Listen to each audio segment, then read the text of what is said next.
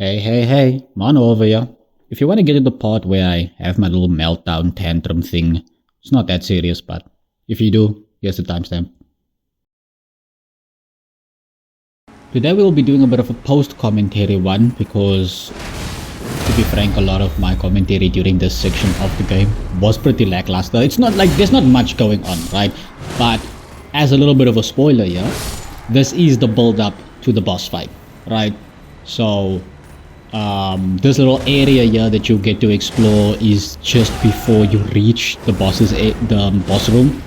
So I thought I'd just give you a little bit of what happens before the actual boss, because I think just running straight to the boss might be a bit boring, especially if you don't even know, like, why is my outfit different? Why am I using the normal big bunker? All those kinds of stuff. Those may be questions that are in your mind. Anyways, dog jump scare. A lot of this area was just me kind of goofing about, so I decided I'm going to change my outfit. I'm going to wear a little hat. I'm going to go in the nude, and I'm going to have the large bunker for old time's sake. A lot of this place isn't that difficult. I should probably clarify that. Maybe it depends on your build, but like this, I'm mostly just being stupid. I forgot that these guys like teleport. I kinda was under the illusion that they went invisible. So like they were still there. It's just I couldn't see them. I was wrong. Anyway, did a risky move there. Died. Makes sense. We hard cut to a later point in time. I'm not sure if this is my first time encountering these people. No, it is. I didn't know that any of this was happening or would happen. So I grabbed that little talisman there, and then I get marked by the... what is it? Is it the Raya Lucaria Knight? I forget what they are called. The Magic Knight person. This is, I think, the third time that I'm going to fight them, actually. I just skipped ahead because I died to them once already. And I thought, you know what? That wasn't a very interesting fight. You can see the runes there to the left, just barely. I died basically instantly.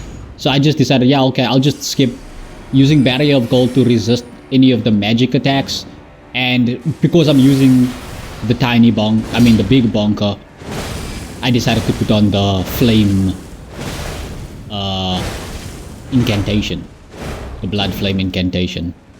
Very bad move over there, by the way. The whole lion's claw. I shouldn't be trying to trade with this guy. Or this gal, actually. Because she does a lot of damage. But I decided to wail in on her anyway.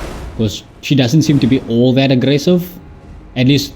anyway, not compared to Moongrim. Moongrim is probably more of a problem than she is, simply because Moongrim has a counter. And Moongrim, if they do counter, that's an instant critical hit, which could then just instantly kill me. Whereas she at least has a harder time killing me. So yeah, we make short work of her. What's her name? Moonthrill? It's probably a reference to Mithril. But can't use her sword. Would have been a nice one to have, like a... It would have been nice to have like a, almost like, I guess, strength int build. But I went with strength faith. Not sure if I will change that actually. Now looking back at it, I might want to go for a little bit more of like a Frosty Freezy build, you know? Maybe I go with a strength frost build.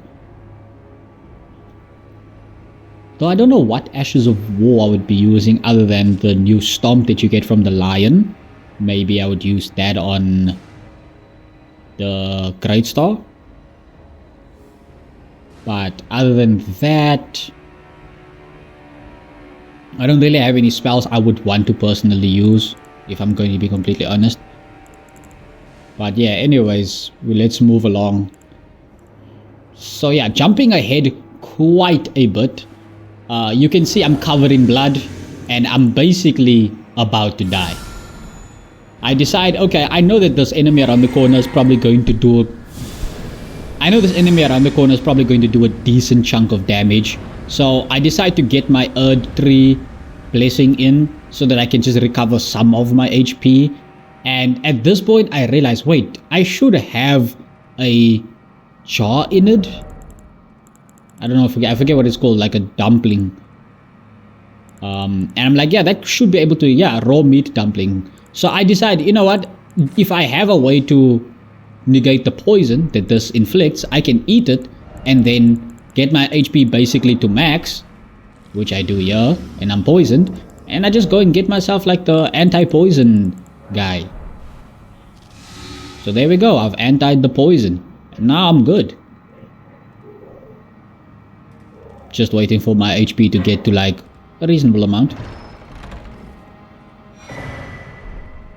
Can't believe they just put an imbued sword key there. Like, what? Come on, bruh. Give me something cool like a talisman or another Ash of War. Give me more. Yeah, so I'm just trying to like get him to essentially open his card, right? Because this is what I'm trying to avoid. I don't want him to do that card counter. So I'm just trying to get him to essentially open up his card, trying to bait him to maybe attack or do anything else, or into thinking that I'm out of his range. Now at this point, I kind of do realize that at least that guard counter is easier to dodge than when you're fighting Radagon. But this bothered me. That full heal that he did, sounds right. That full heal he did, I don't like that. Charge attack, bonk. Lion's Claw. I could have sworn I finished this person with Lion's Claw. Oh, I went for a trade, okay. Bang. And there you go, done. Now if I was at lower HP, this fight would have been a lot harder on my nerves. Managed to deal with it relatively quickly, relatively easily, because Lion's Claw is just menacing. If the opponent can stagger, just even a little bit, Lion's Claw is the way to go. Especially like with the 3 Sentinels, for example. Those guys, they don't stagger. But Lion's Claw, it will. Just beating the walls, you know, the huge. Making sure that there's no secret passageways and stuff like that. And we get to the Grace. I'm staring at these armor sets because I'm like, why can't I just pick them up? Why can't I just take them? Right there, right there. I should just be able to take them off the rack and put them on. You know. I see a bloodstain. I'm like, whew, I wonder what happened here. How did that guy die? I'm not going that direction. That guy probably got killed by someone on that staircase. So I go the opposite direction. And I go outside here. Another bloodstain. Again, I don't know who is killing whom or how these people have fallen into the depths. But I'm taking a look-see around. Pondering to myself, can I jump down here? I think I could jump down here. Maybe I should jump down right here. But how did that other guy die? But there's a pathway down there. But that guy died. But there's a pathway down there. I can survive the fall. I could probably jump down here right now. You know what? I'm jumping. And there I go. Jump down. I check what's behind here. Because sometimes, you know, in these kinds of games, the pathway that isn't exactly obvious to go down has an item that might be interesting. But turns out, nah. It's the pathway you expect it to be. I consider reading that, but then I'm like, maybe not. And land down here in this area. So just doing a little cursory glance around the block, you know, just making sure that there isn't anything that could be missed. Seeing what that is, going like, okay, it doesn't matter, and here we are in the tower. I see this little deer guy, I'm like, hey dude, what you doing here? You don't belong here. This isn't your tower. And I go up the stairs.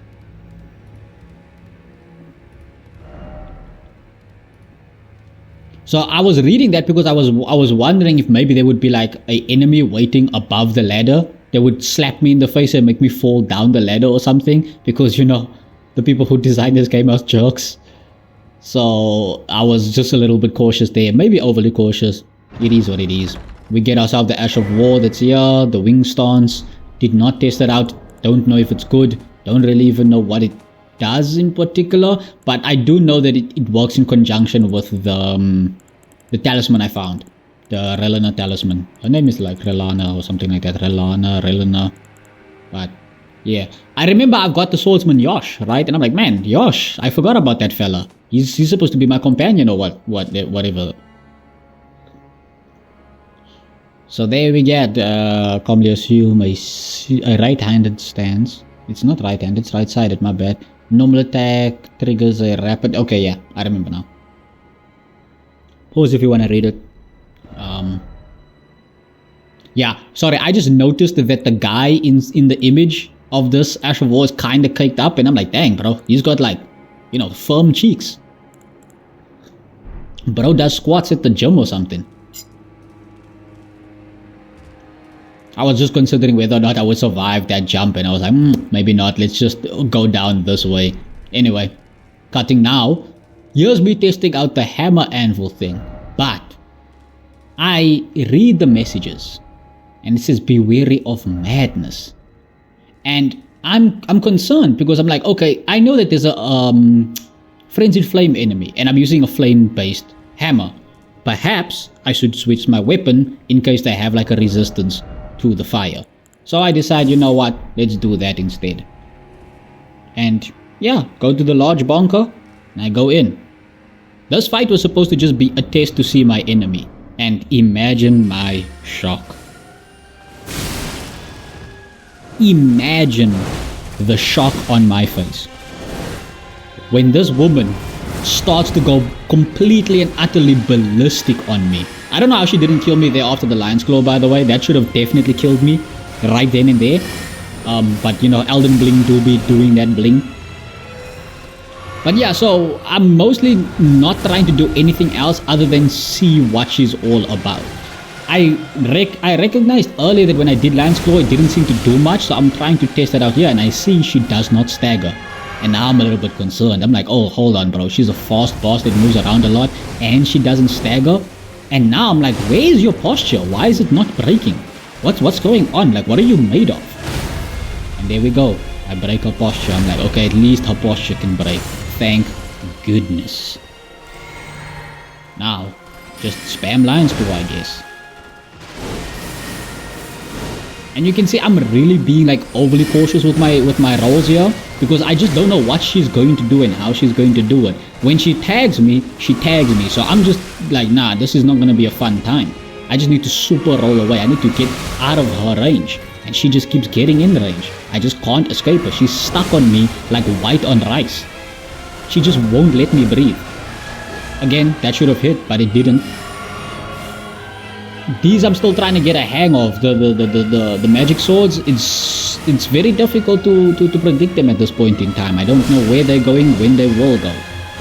And once again, she's just entering my like range. This should kill.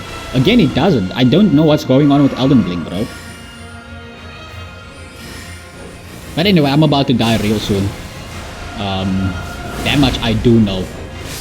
Yeah, there you go. But yeah, like there's a lot of attacks. I'm actually poisoning the well a bit, right? Because there's a lot of attacks that I complain about in this particular fight that I feel like she shouldn't have hit me, and I feel like she should have hit me in certain instances. Likewise, she shouldn't have hit me in other instances. Same with me, right? I try and hit her, it doesn't work, and then there's other times where I lost my train of thought. Shut up, leave me alone. I was just realizing here when I'm looking at this that I don't know why I'm using the lightning buff to resist her magic attacks when I know I do have the barrier of gold. Yeah, so I'm testing out this guy, right? I'm testing out this hammer boy. And I'm like, man, this guy is fun. He's a mean hitter. Look at that. And I go in for a charge attack. Bang. Look at that, bro. I'm like, ooh, yeah. This guy hits chunky. He hits hard. This is not gonna be a difficult fight after all, I tell myself. I don't know how I avoided that. I'm sure that hit me. When she does these, the 6 swords, I panic. I don't know what to do.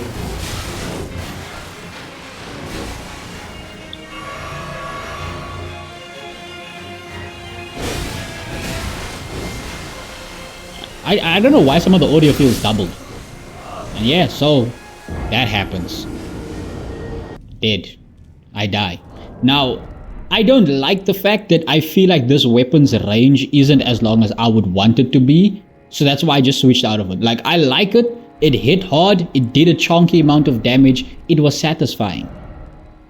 But it just didn't do what I wanted it to do. In particular, with the range. Like, I feel like the range should be slightly longer.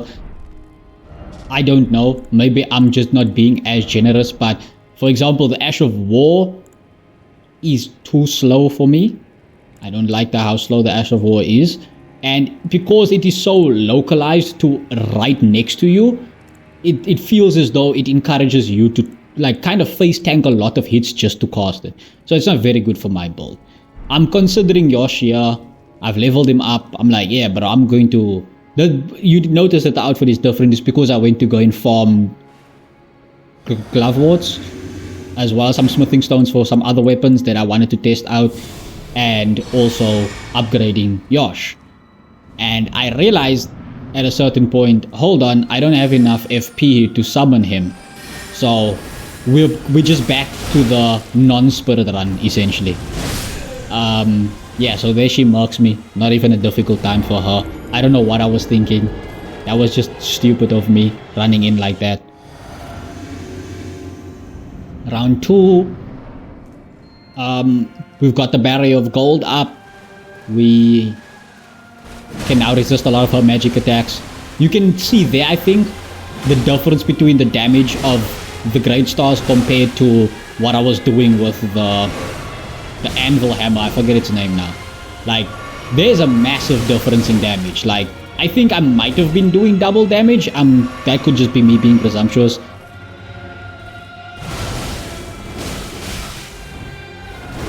Yeah, so she's just kind of messing me up, man.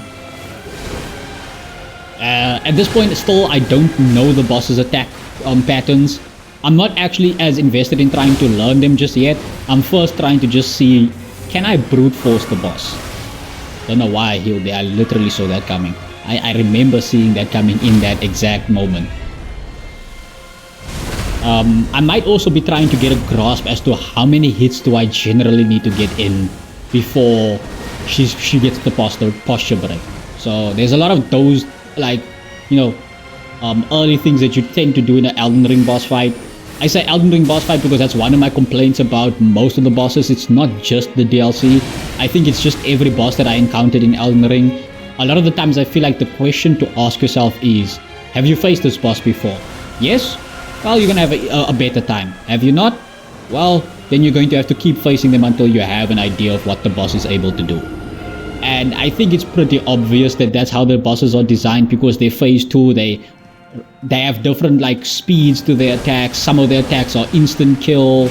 You know, it feels like all of those things are designed in a way to make you die in the second phase, so that you have to struggle through the first phase of the boss again, just so you can get to that second phase, so you can figure out how to avoid this one insta kill move, right? Like, I feel like that's all the bosses in Elden Ring, which doesn't make it exactly very fun in terms of like feeling like you're going to go into a boss fight. Because a lot of the times you go there knowing, okay, I'm going to have to fight this boss at least 5 times before I really know what's even going on, you know? It's never like, oh, I can go in here and have a chance of winning on the first try. And not know who the boss is and what they're doing.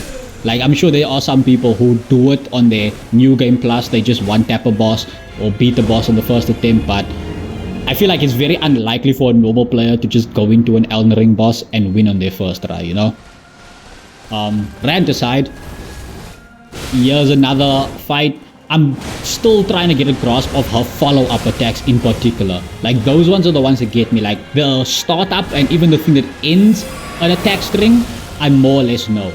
But at this point, I don't know how to deal with a lot of the follow-ups. Like, she will do one attack and then the second attack really quickly after that. Those ones I'm still trying to grasp. There I just get killed because... yeah, I thought it would be useless to show that fight and how it played out. I barely even started and died. So yeah, moving on to the next fight. We're going in. Same old, same old. Barrier of Gold is up, and I don't know if I put up... But barrier of gold is up. That's the important thing. I think I'm medium weight now. I feel like my rolls are slightly slower than they were, but I'm not entirely sure.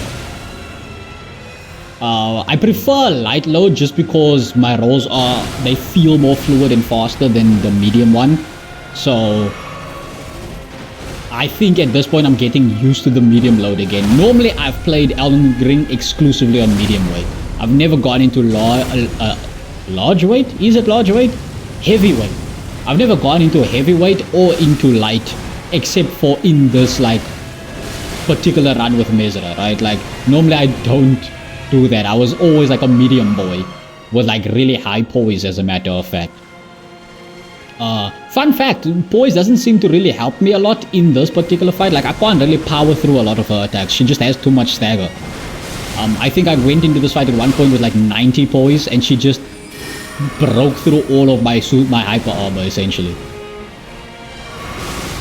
But yeah, you can see me doing a lot of rolls because I just can't tell where the opening in her attacks are. I kind of felt as though at this point really frustrated because most of my commentary was, when is it my turn to play the game? That was most of my commentary. Like at range I can't do anything because this is not a build designed to fight at a distance. In close combat I don't feel like I can do much either. So I just felt like, by the way, that version of that Getsuga Tensho, her light slash that she shoots me with, that Crescent slash, that one that she just did is designed to roll catch. It's not like the one that you see her charge up. That one is much faster so that it can roll catch and heal catch you. But particularly, I think she normally does it when you heal or use an item. So I think that they just designed a faster version specifically so if you use an item, it will catch you out. And the game doesn't really indicate anything like that. I feel like that's just a little scummy move they did. Elden Bling developers just being meanie heads. That's all I wanted to say. I just wanted to hate on the Elden Ring developers. Another fight. At this point, I'm trying out the lightning buff again. I'm not sure why. I don't know what made me think that this would be somehow better. I think maybe it was... Nope, no idea.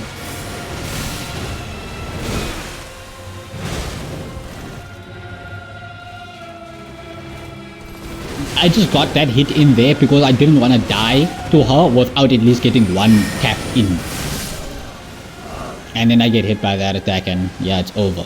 I thought I would die. That's why I just decided, no, I'm going to hit you at least once. And that might have actually been the second hit of the fight though. But like, I just wanted to know I hit her once before dying.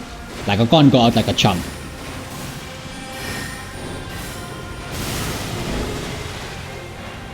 So yeah, I think at this point I have a better grasp of a lot of her attack patterns, but still not enough to confidently face off against her because I'm not actually trying to learn her attack moves. I'm just seeing how much I can kind of power through a lot of this.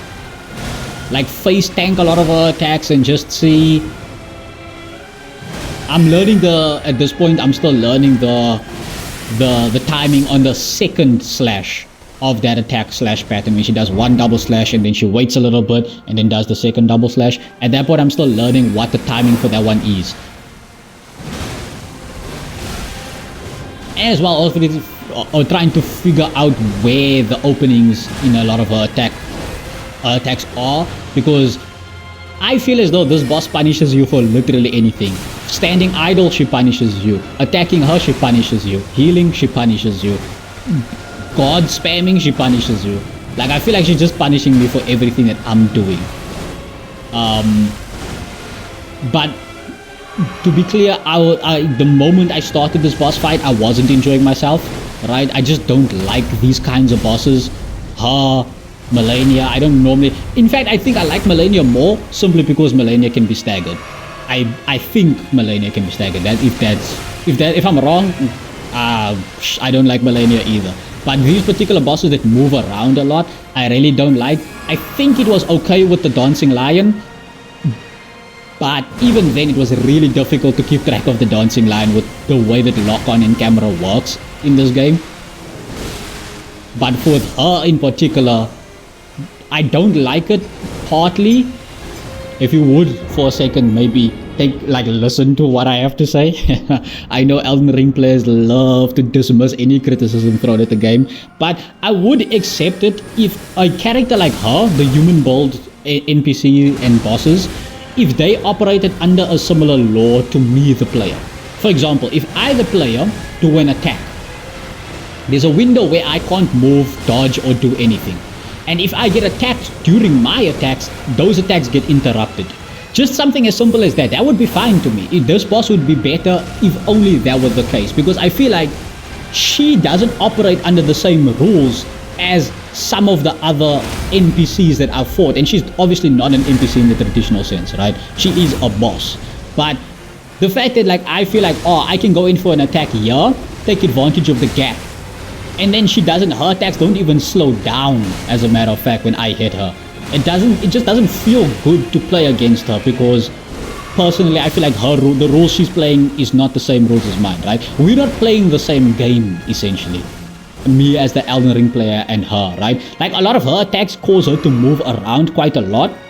Mine don't do that. So it's like, man, that's not fair.